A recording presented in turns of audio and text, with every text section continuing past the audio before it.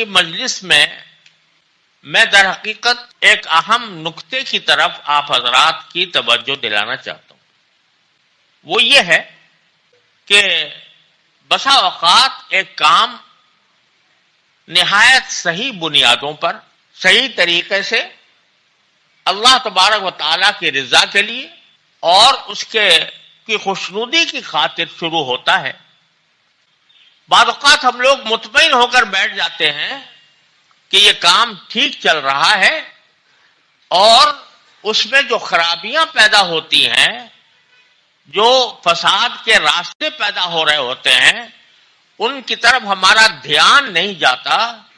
اس کے نتیجے میں وہ بہترین کام رفتہ رفتہ انحطاط کی طرف جاتا ہے، زوال کی طرف جاتا ہے، اور اس کے جو فائدے ہو رہے تھے ان کو فائدوں کو مٹانے کا ذریعہ بن جاتا ہے.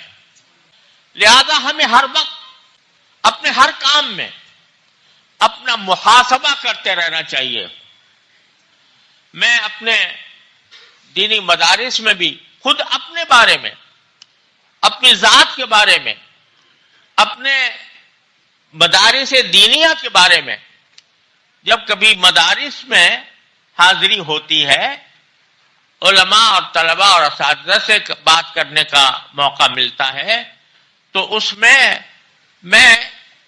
مدارس دینیہ کے فضائل بیان کم کرتا ہوں، لیکن اس بات کی طرف توجہ زیادہ دلاتا ہوں کہ ہمارے اندر کیا ایسی خامیاں پیدا ہو رہی ہیں جو ان مدارس کے فائدے کو کم کریں یا محدود کر دیں یا ختم کر دیں. لہذا میری آج کی اس نشست کا جو اصل مقصود ہے وہ یہ ہے کہ ہم صرف فضائل بیان کر کے، یعنی جماعت کے فضائل بیان کر کے اور جماعت کے کام کے فوائد بیان کر کے ہمیں قناعت کر کے نہیں بیٹھنا چاہیے، بلکہ اپنے اندر جو اگر کوئی کمزوریاں ہیں یا کوئی ایسی چیز ہے جو رفتہ رفتہ ہمیں کسی اور طرف لے جا رہی ہے، اس کو بھی سمجھ کر اور اس کی تلافی کی کوشش کرنی چاہیے. اس نقطہ نظر سے میں آپ کی خدمت میں چند گزارشات اختصار کے ساتھ پیش کرنا چاہتا ہوں، اور اس امید کے ساتھ پیش کرنا چاہتا ہوں کہ اس کو کسی مخالفت پر محمول نہ کیا جائے، بلکہ ایک دوست، ایک محبت کرنے والے کی طرف سے کچھ باتوں کی نشاندہی کرنے کی کوشش سمجھا جائے اور اس پر ٹھنڈے دل سے غور کیا جائے، تاکہ جو راستے جب کوئی کام بڑھتا چڑھتا نظر آتا ہے، دین کا کوئی کام بڑھتا چڑھتا نظر آتا ہے، تو شیطان کو کبھی بھلا نہیں لگتا اور وہ اس میں دراڑیں ڈالنے کی کوشش کرتا، اور بعض اوقات ہم خود اس کا سبب بن جاتے ہیں. لہذا ہمیشہ اپنے آپ کو اپنے خود محاسبے کے لیے تیار رکھنا چاہیے. ہم میں سے ہر شخص، چاہے وہ دین پر کتنا بھی عمل کر رہا ہو، نماز کا پابند ہو، تہجد گزار ہو، ذکر کرتا ہو، تسبیح کرتا ہو، اس کو بھی ہر وقت اپنا محاسبہ کرنا چاہیے کہ میں کہاں غلطی کر رہا ہوں، اور پھر اس غلطی کی اگر کوئی نشاندہی کیے جائے تو اس کو اپنا مخالف سمجھے بغیر اس کو اپنا خیر خواہ سمجھ کر اس کی بات کو سننا اور سمجھنا چاہیے.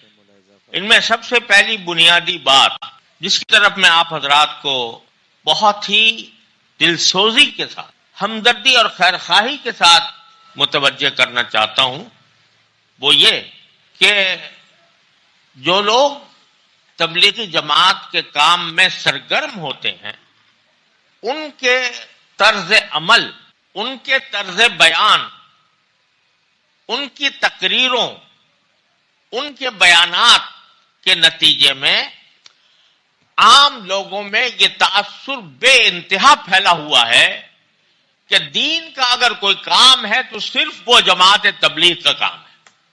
اگر دین منحصر ہے اسی خاص طریقے تبلیغ میں، جس میں کوئی آدمی 100 روزہ لگائے، کوئی آدمی چلہ لگائے، کوئی آدمی 4 مہینے لگائے، کوئی آدمی سال لگائے، جو یہ کام نہیں کرتا وہ دین سے ناواقف ہے، دین پر عمل کرنے والا نہیں ہے، اور دین کے جتنے دوسرے کام ہو رہے ہیں وہ سمجھو کہ بیکار ہو رہے ہیں۔ بعض اوقات تو یہ تاثر ہو جاتا ہے کہ وہ بیکار ہو رہے ہیں، یا دین کی صحیح سمجھ نہیں رکھتے، یا دین کے صحیح طریقہ کو پر عمل کرنے والے نہیں ہیں، لہذا وہ غیر ہیں، وہ دور ہیں۔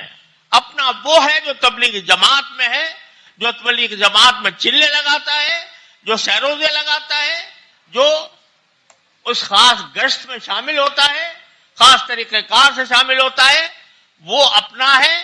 دوسرا جو ہے وہ بیچارہ بس اس قابل تو ہے کہ اس کو سلام کر لیا جائے اور اس سے ملاقات کر لی جائے، اس کی اکرام مسلم کے تحت اس کی کچھ عزت کر لی جائے، لیکن وہ دین کا صحیح علمبردار نہیں ہو سکتا، وہ دین کے اوپر صحیح عمل کرنے والا نہیں ہو سکتا جو اس خاص طریقے سے جماعت کے طریقے میں شامل نہ ہو اور اس میں سیروزے اور چلے نہ لگائے اور ان کے ساتھ گشت نہ کرے۔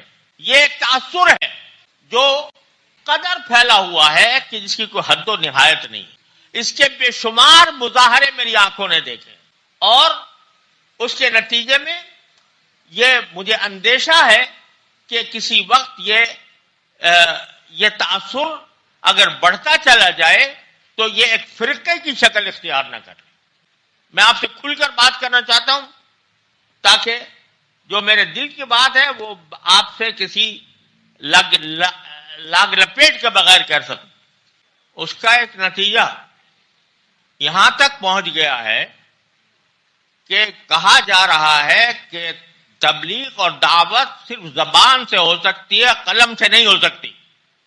اگر کوئی دوسروں کو قلم کے ذریعے، تحریر کے ذریعے، کتابوں کے ذریعے، رسائل کے ذریعے، خطوط کے ذریعے اگر دین کی طرف بلاتا ہے، وہ دعوت نہیں ہے، وہ تبلیغ نہیں ہے، وہ اس کو اگر کوئی تبلیغ سمجھتا ہے تو غلط ہے۔ یہاں تک بات کہی جا رہی ہے، جس کا مطلب یہ ہے کہ پوری 1400 سال کی تاریخ میں جن لوگوں نے دین کے اوپر محنت کی، دین کی تبلیغ اور اس کے نشر و اشاعت کے لیے کتابیں لکھی، قرآن کی تفسیر کی، حدیث کا درس دیا، فقہ کے احکام لوگوں تک پہنچائے، وہ سب بیکار ہے، وہ دعوت میں داخل ہی نہیں ہے، وہ تبلیغ میں داخل ہی نہیں ہے، وہ سارا کا سارا جو ہے وہ دعوت اور تبلیغ سے باہر ہے۔ اس قسم کی باتیں بھی کہی جانے لگی ہیں۔ کریں اب اگر اس کے معنی کیا ہوئے کہ یہ خاص طریقہ جو حضرت مولانا محمد الیاس صاحب رحمۃ اللہ علیہ کے قلب پر اللہ تعالیٰ نے القاء فرمایا اور وہ بڑا مفید ثابت ہوا، اس سے پہلے جو کچھ ہوا ہے وہ نہ کوئی دین کی دعوت تھی، نہ تبلیغ تھی، نہ دین کی کوئی خدمت تھی، اور خدمت دین منحصر ہے اسی خاص طریقے میں جو مقرر کر دیا گیا۔ اگر کسی خاص طریقے کو جو کسی مصلحت کے تحت دین کے کام کے لیے اختیار کیا گیا، اس کو لازم، اس کو فرض عین سمجھ لیا جائے تو وہ پھر بدعت بن جاتا ہے۔ اسی کو بدعت کہتے ہیں۔ بدعت اس کو کہتے ہیں کہ دین میں کوئی ایسی نئی بات پیدا کی جائے کہ جس کا تصور نہ نبی کریم صلی اللہ علیہ وسلم نے پیش کیا، نہ صحابہ کرام کے زمانے میں ہوا، نہ وہاں چلہ تھا، نہ وہاں گشت تھا، نہ وہاں سیروزہ تھا، لیکن اس کو لازم قرار دے لیا جائے تو وہ بدعت بن جاتا ہے۔ یہ میں آپ سے بہت ہی دکھی دل کے ساتھ یہ بات کہہ رہا ہوں۔ میں نے خود آنکھوں سے دیکھا کہ ایک بہت بڑے عالم اسی شب جمعہ نہیں تھی، کوئی تبلیغی اجتماع تھا، اس میں ایک کو لے گیا، وہاں پر تعارف کرایا گیا کہ یہ انہوں نے بڑے عالم ہیں، انہوں نے بہت بڑی خدمت انجام دی ہے، بہت کتابیں لکھی ہیں، بہت دین کی خدمت کی ہے۔ وہاں سے مجمع سے سوال یہ کھڑا ہوا گیا ایک آدمی، اس نے کہا کہ یہ بتاؤ چلے کتنے لگائے اس نے؟ یہ عالم ہے تو چلے کتنے لگائے اس نے؟ یہ سوال کیا جا رہا ہے اس سے مجمع. تو یہ ذہنیت جو پیدا ہو رہی ہے، یہ اگر یہ ذہنیت ختم نہ کی گئی تو یہ فرقہ بن جائے گا اور یہ بدعت بن جائے گی. ایک بیچارے بہت ہی مخلص بندے ہیں جو میرے پاس ہر مہینے تقریباً بہت لمبا خط بھیجتے ہیں. اس خط کے اندر یہ لکھتے ہیں کہ اگر آپ کو جہنم سے بچنا ہے تو واحد طریقہ یہ ہے کہ تم کوئی چلے لگانا شروع کر دو، ورنہ جہنم سے بچنے کا تمہارے پاس کوئی راستہ نہیں. غرض یہ ایک ذہنیت ہے جو رفتہ رفتہ پیدا ہو رہی ہے، بیانات سے پیدا ہو رہی ہے. بیانات میں ہو سکتا ہے کوئی حدود و قیود کے ساتھ بات کی جاتی ہو، لیکن ذہنیت یہ بن رہی ہے کہ یہ خاص طریقہ فرض عین ہے. یہ خاص طریقہ ایک سہولت کے لیے اختیار کیا گیا، افادیت کے لیے اختیار کیا گیا، اس سے بہت فائدہ پہنچا. لیکن یہ کہنا کہ جو اس خاص طریقے سے کام نہیں کر رہا، وہ دعوت نہیں دے رہا، وہ تبلیغ نہیں کر رہا، یہ چیز ہے کہ اس کو بدعت بنا دے گی، اس کے فرقہ بنا دے گی. اللہ تعالیٰ حفاظت فرمائے. اس عظیم کام کو جو حضرت نے شروع کیا تھا، اللہ تبارک و تعالیٰ اس کو اپنے صحیح راستے پر رکھے اور غلط راستے سے بچنے کی توفیق عطا فرمائے. دوسری بات جو وہ بھی بہت زیادہ اہم ہے وہ یہ کہ یہاں پر عام طور سے تقریروں میں، وعظوں میں، بیانات میں ذہنیت ایسی بنائی جاتی ہے کہ جس سے حقوق العباد پیچھے پڑ جاتے ہیں. سارا کچھ فضیلتیں ان کی ہے جو قربانیاں دیں اور قربانی کے لیے ماں باپ کو رلا دیں، بیوی بچوں کا حق فوت کر دیں، اپنے رشتہ داروں کا حق فوت کر دیں، تو وہ بھی دین کا ایک حصہ سمجھا جاتا ہے. اور یہ کہا جاتا ہے کہ اگر والدین اجازت نہیں دیتے تو تم اس کے بغیر نکل جاؤ. اگر بیوی تمہاری اکیلی ہے تو اس کو اکیلی چھوڑ کے چلے جاؤ. یہ تعلیم عام طور سے بڑے حضرات عام طور سے ایسا نہیں کرتے، لیکن جو چھٹبھئیے ہیں وہ اپنی تقریروں میں، اپنے بیانات میں اس طرح کی باتیں کرتے ہیں. میں خود آنکھوں سے گواہ ہوں ایسے کا کہ وہ چلے کا شوق ہو گیا اس کو. اب وہ بیوی جو ہے وہ حاملہ ہے اور اس کے پاس کھانے کو پیسے نہیں ہے، وہ کہتے تو خود کما، میں تو اللہ کے راستے میں نکلا، اللہ کے راستے میں خروج کر رہا ہوں، اللہ کے راستے میں خروج کرنے کے لیے میں نکلا ہوا ہوں، تیرا اللہ خود کفیل ہوگا، اللہ تعالیٰ خود تیرا کام ٹھیک کر دے گا. یہ مسائل پیدا ہو رہے ہیں. کیوں؟ اس لیے کہ حالانکہ جو 6 نمبر ہیں ان میں اکرام مسلم ایک اہم نمبر ہے. اکرام مسلم کے اندر تمام بندوں کے حقوق کے اعمال شامل ہیں. وہ ان کے اوپر زور دینے کے بجائے کہ جی دیکھو حضرت حنظلہ رضی اللہ تعالیٰ عنہ وہ اپنی بیوی کو پہلی رات میں چھوڑ کر جنگ پہ چلے گئے تھے، تم بھی جیسے ہی کرو اور اسی طرح کیا کرو. خروج فی سبیل اللہ کے لیے، اس کا نام خروج فی سبیل اللہ ہے، لہذا اس کے لیے چھوڑ کے جایا کرو اپنے بیویوں کو، اپنے ماؤں کو چھوڑ کے جایا کرو.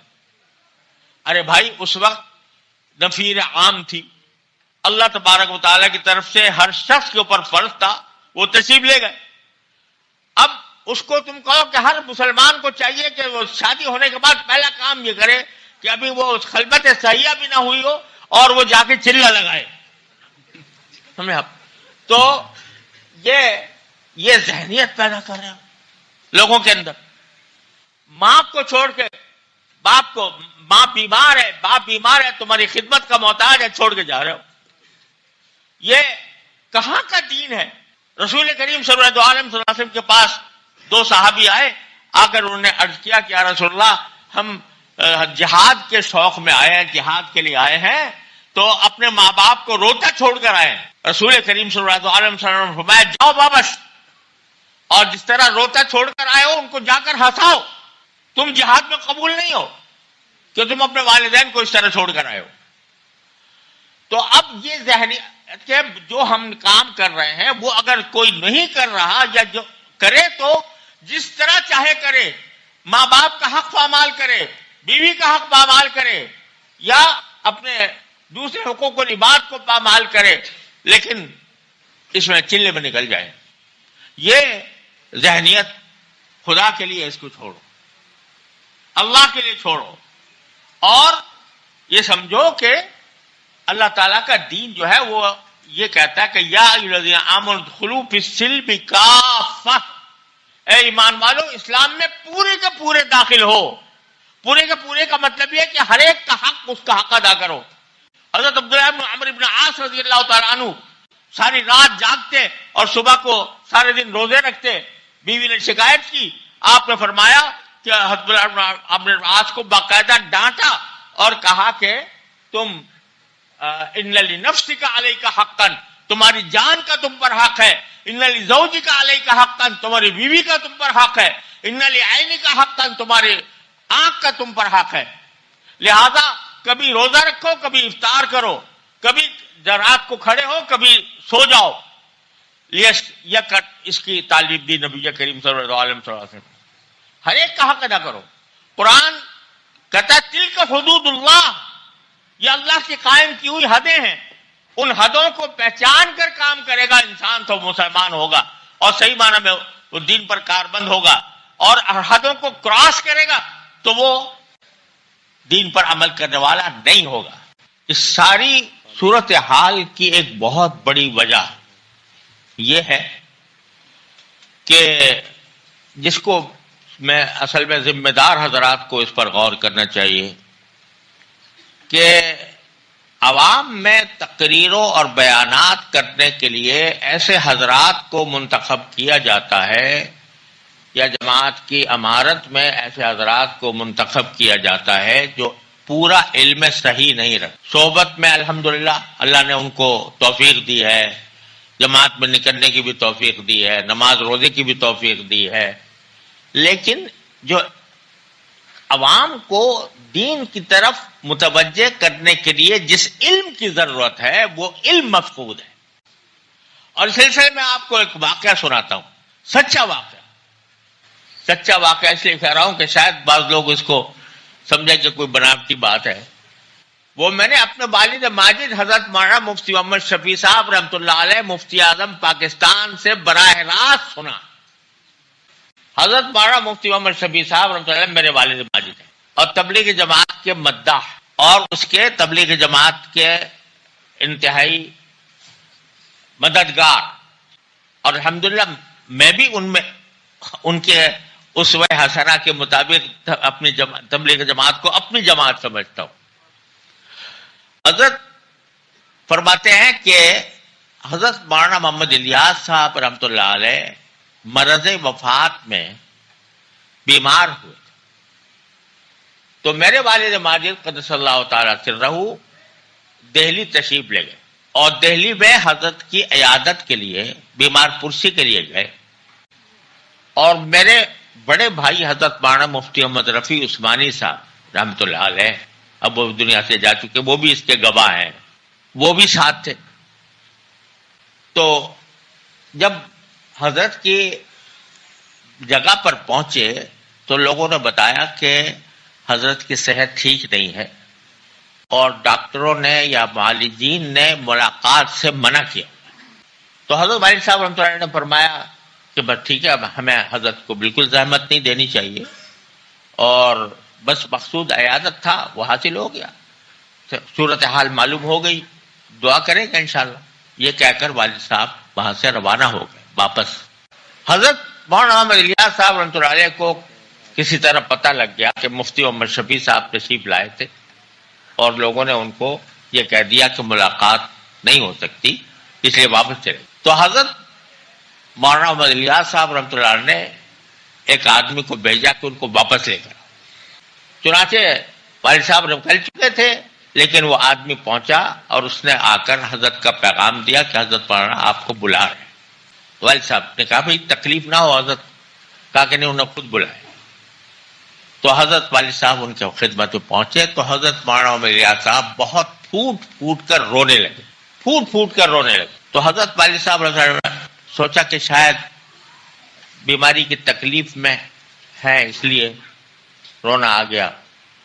تو حضرت والد صاحب نے فرمایا کہ اللہ تعالیٰ کہ ہم سب دعا کر رہے ہیں، سب لوگ دعا کر رہے ہیں، انشاءاللہ آپ ٹھیک ہو جائیں گے. حضرت نے فرمایا کہ نہیں میں کسی اور بات پر رو رہا ہوں.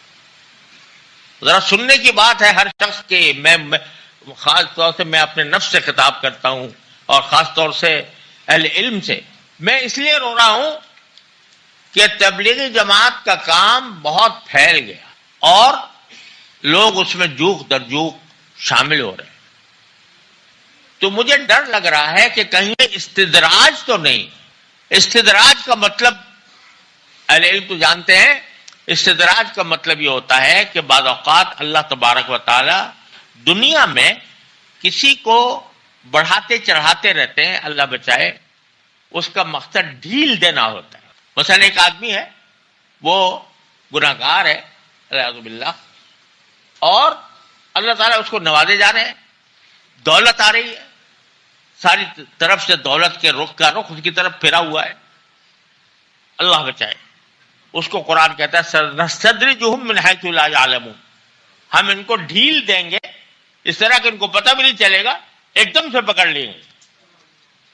اب وہ شخص جس کی ساری زندگی اللہ کا دین پھیلانے میں گزری، وہ اس وقت میں مرتے وقت مرنے سے پہلے اس کو یہ ڈر لگا ہوا ہے کہ یہ میرے ساتھ ڈھیل تو نہیں ہوئی اللہ تعالیٰ کی، استدراج تو نہیں ہو. یہ جو بڑا جماعت پھیل رہی ہے یہ کہیں استدراج تو نہیں. حضرت والد صاحب فرماتے ہیں میں حیران رہ گیا ان کی بات سن کے کہ اس وقت میں ان کو یہ فکر آئے. والد صاحب فرماتے ہیں میں نے جم کر کہا کہ حضرت ہرگز استدراج نہیں ہے، ہرگز استدراج نہیں ہے. پوچھا کیا دلیل؟ استدراج نہیں ہے، کیا دلیل؟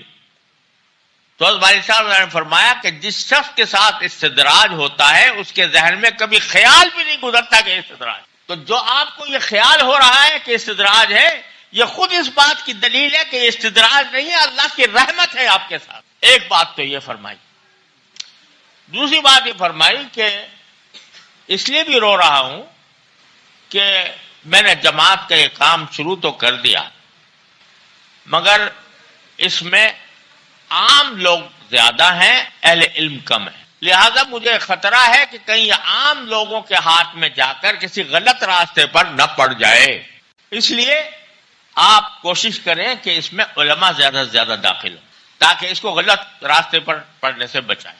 تو یہ بات حضرت مولانا الیاس صاحب رحمۃ اللہ دنیا سے جاتے جاتے یہ ان کو یہ خدشہ لگا ہوا ہے. اس خدشے کے کچھ نتائج نظر آ رہے ہیں کہ ایسے لوگ ذمہ دار ہو گئے ہیں کہ جو اصل میں عوام میں علم کی جو ایک ڈھال ہوتی ہے جو انسان کو غلط راستے پر جانے سے بچاتی ہے وہ نہیں. معاف کرنا میں کسی کی طرف اشارہ نہیں کر رہا، نہ میرا کسی کی طرف میرا روح سخن ہے، لیکن یہ ایک صورتحال ہے جو اصلاح کا تقاضا کرتی ہے اور اس کی نہ ہونے کی وجہ سے یہ بہت سی خرابیاں پیدا ہو. اس لیے میں نے اس کا ذکر کر دیا، ورنہ حاشا وکلا میں ان کو اپنے آپ سے 1000 درجے افضل سمجھتا ہوں جو اللہ کے دین کے لیے کام کر رہے ہیں، چاہے وہ عالم ہے یا غیر عالم. میں اپنے سے 1000 درجہ ان کو افضل سمجھتا ہوں. اعلان کرتا ہوں اس بات کا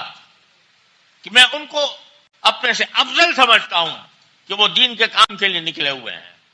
لیکن ایک طالب علم کی حیثیت سے جو بات اللہ نے دل میں ڈالی ہے وہ آپ تک پہنچانا میں ضروری سمجھتا تھا. واللہ علی ما اقول وکیل. ایک اور بات، کچھ تبلیغی جماعت کے بنیادی اصول تھے. پہلا اصول یہ تھا، ان میں سے ایک اصول یہ تھا کہ تبلیغی جماعت کوئی فتویٰ نہیں دے گی. فتویٰ اگر کوئی پوچھے تو مفتیوں کے پاس جاؤ. تبلیغی جماعت کوئی فتویٰ نہیں دے گی. اب فتوے صادر ہو رہے ہیں تبلیغی جماعت، فلاں چیز حلال ہے، فلاں چیز حرام ہے، اور جو کوئی اس فتوے کے خلاف کسی نے کوئی بات کہی ہے تو اس کو جاہل کہا جا رہا ہے. اس کو کہا جا رہا ہے کہ جاہل ہے، جاہلوں نے فتویٰ دیا. یہ کبھی نہیں ہوا تبلیغی جماعت کے اصولوں کے خلاف. کہ وہ فتویٰ دے. تبلیغ جماعت کے اصولوں کے خلاف ہے کہ کسی کی تردید کرے. اصول جو حضرت مولانا الیاس صاحب رحمۃ اللہ علیہ کے وقت سے چلے آ رہے تھے، اس میں تردید کا کوئی پہلو نہیں تھا، وہ مثبت دعوت تھی، دین کی مثبت چیزوں کی دعوت تھی. کسی فرقے کی تردید نہیں، کسی جماعت کی تردید نہیں، کسی کی تردید نہیں. اب تردید میں ایک لازمی حصہ ہو گیا جہاد کی تردید. جہاد کی تردید، جہاد کے خلاف بیانات، جہاد کے خلاف بیانات کہ دین مار کٹائی کے لیے نہیں آیا تھا، جہاد کے خلاف بیانات.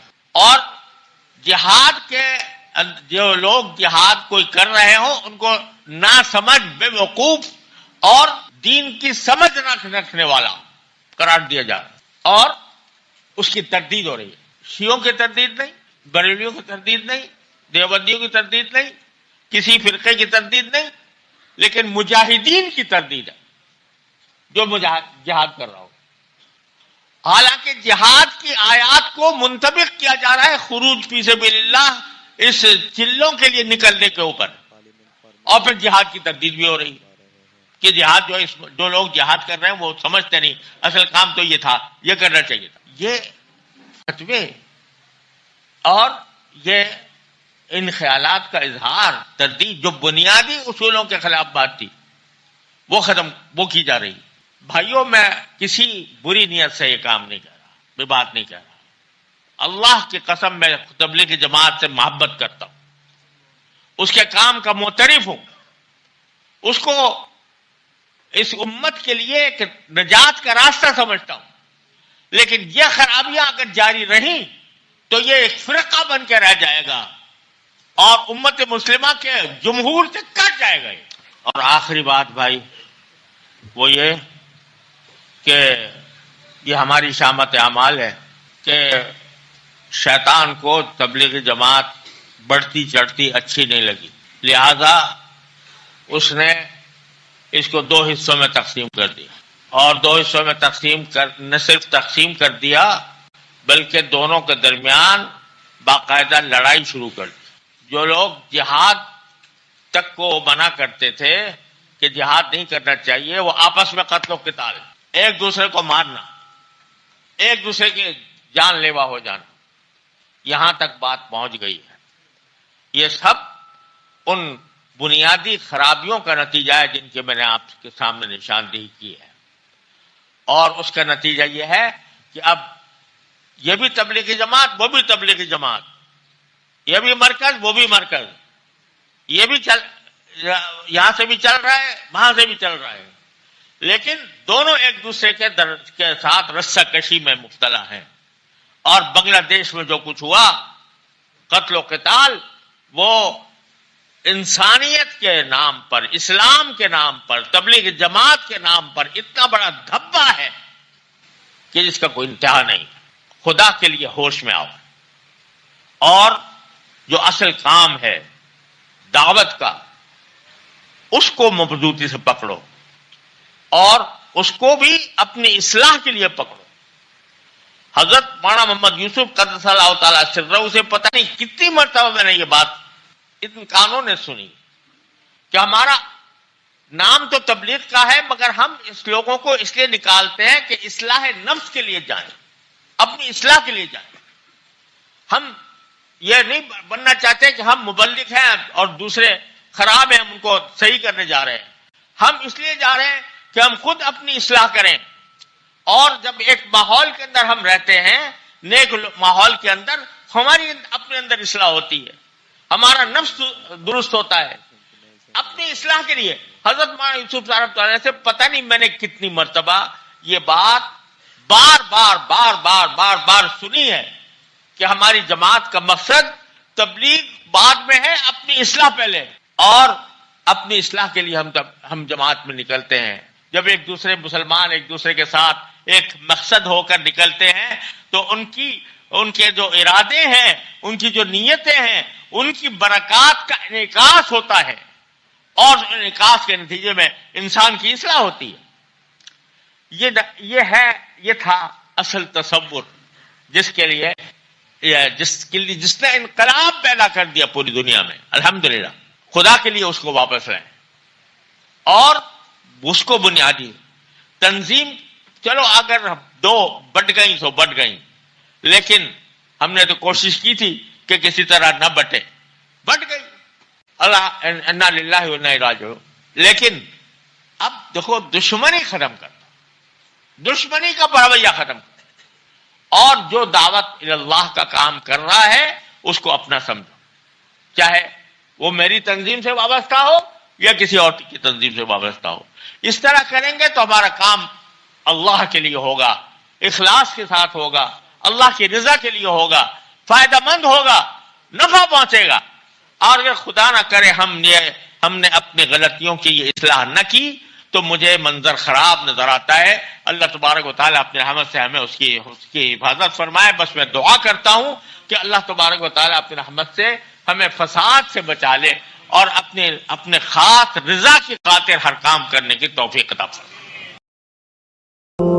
علماء دیوبند زندہ باد، علماء دیوبند زندہ باد، علماء دیوبند زندہ باد، علماء دیوبند